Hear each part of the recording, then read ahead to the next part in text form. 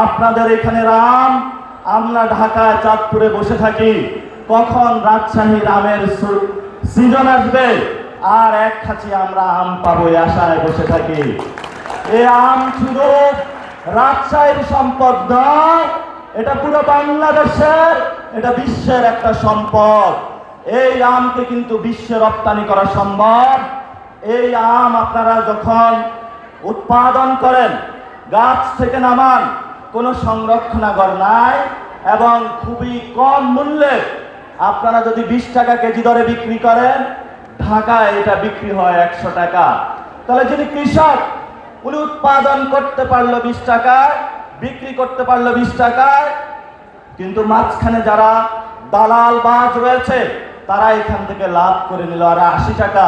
সে কোনো পরিশ্রমই করলো না। আপনার জমি, আপনার গাছ, আপনার পরিশ্রম, তা দিয়ে ব্যবসা করে বাংলাদেশের এক ধরনের সিন্ডিকেট এবং দালাল শ্রেণী।